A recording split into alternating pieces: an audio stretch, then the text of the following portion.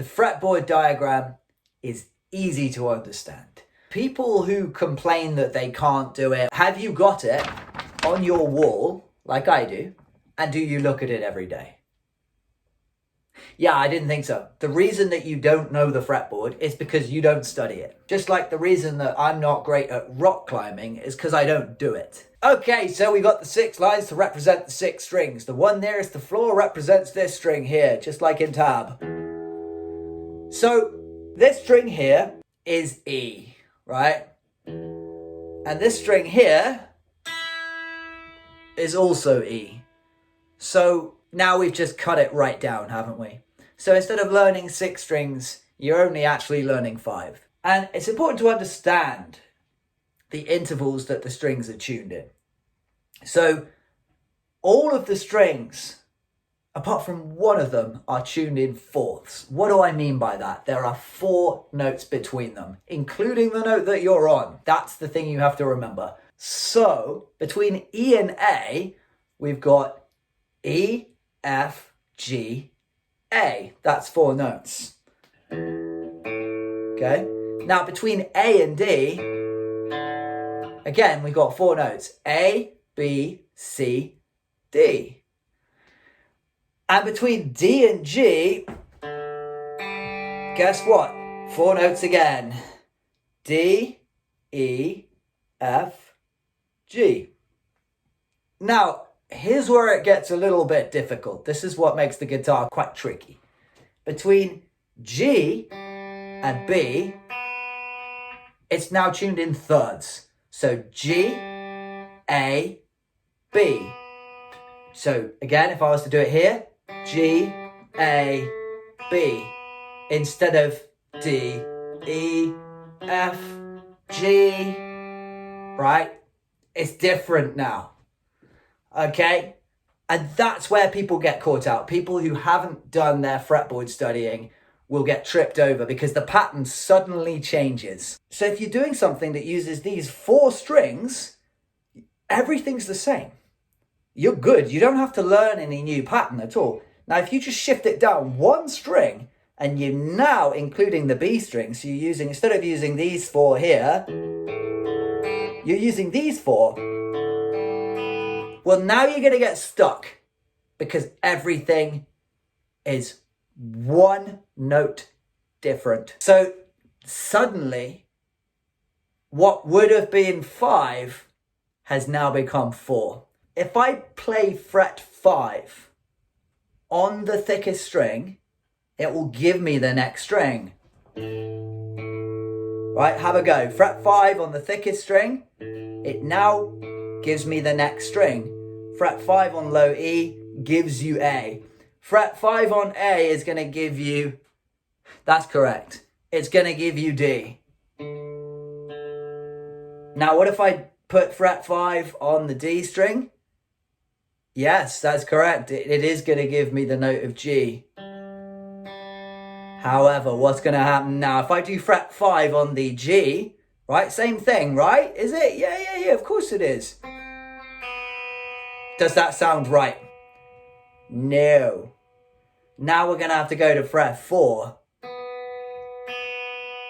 to get B, because we're now a third away.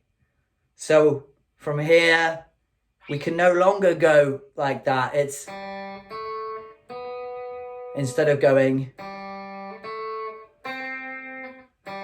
G, A, B. However, between B and E, we're back to fourths. So B, C, D, E. And so now, from the B string to the E string, it's fret 5. So everything is the same. The pattern is always the same until it isn't. So fret 5 is a cheat code because it gives us the next string until you get to G. So A, D, G,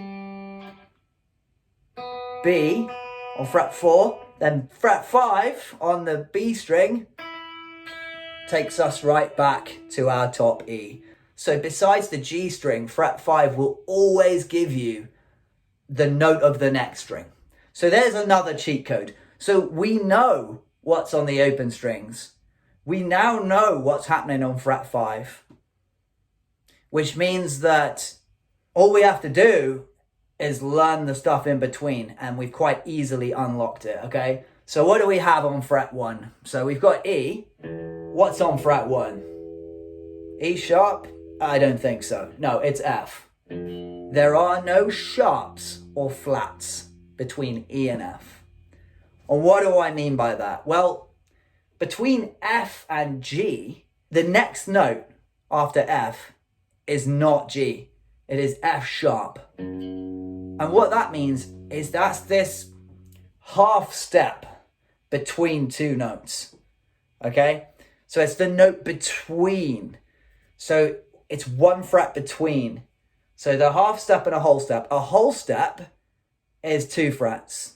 A half step is 1. So there's a half step between F and G. And we're going to call that F sharp.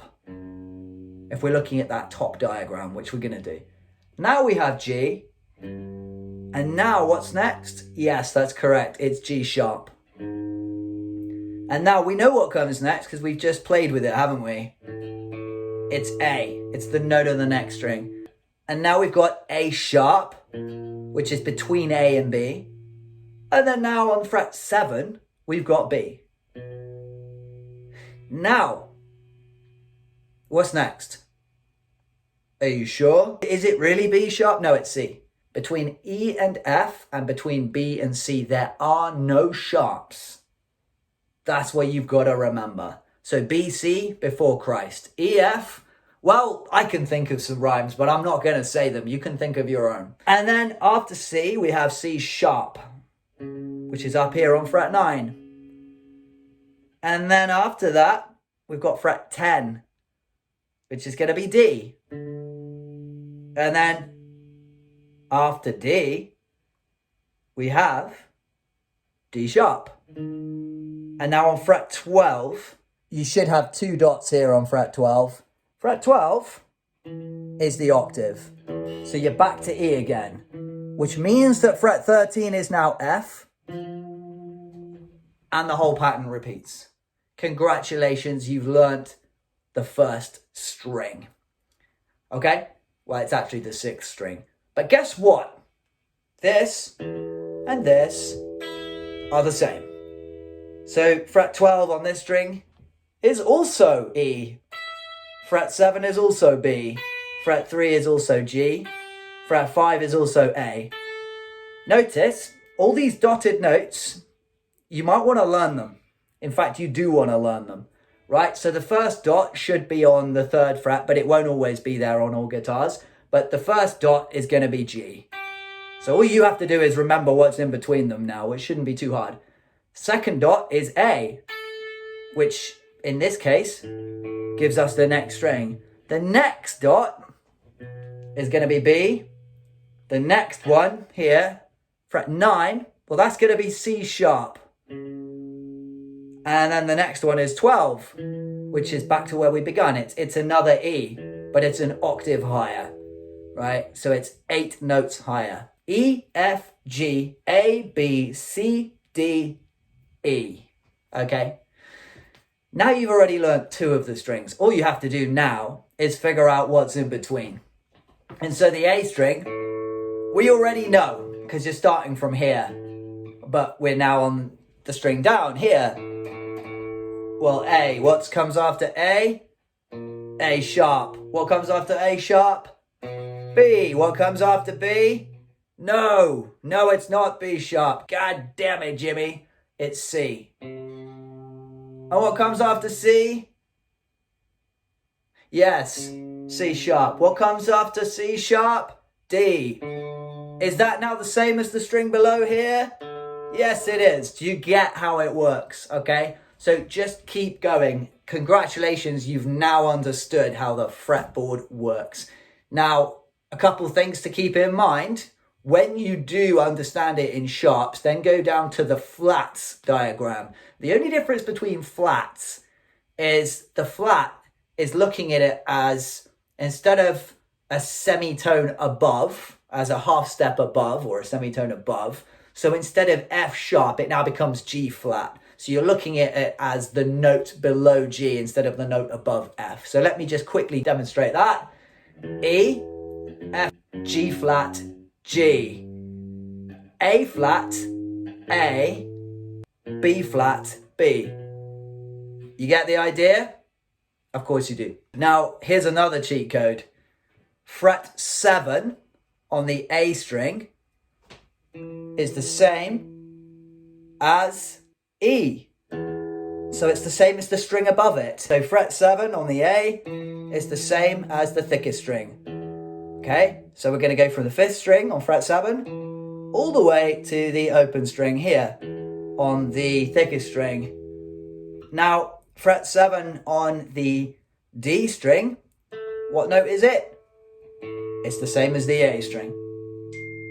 And now fret 7 on the G string here is the same as open D. Now here's where things get a little bit different. Remember, between G and B, it's a third apart. So if I did fret 7 now on the B string,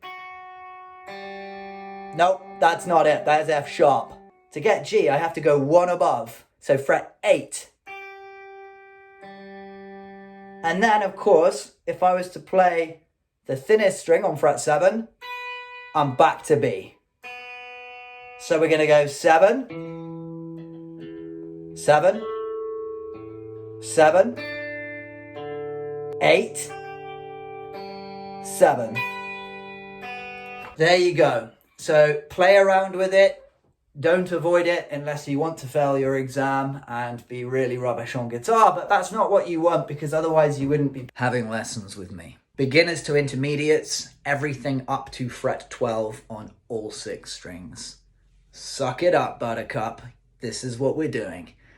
Now, advanced level, from grade 5 to grade 8, go as far up as you can. Go right up, fret 19 and beyond, because you're gonna need to know it.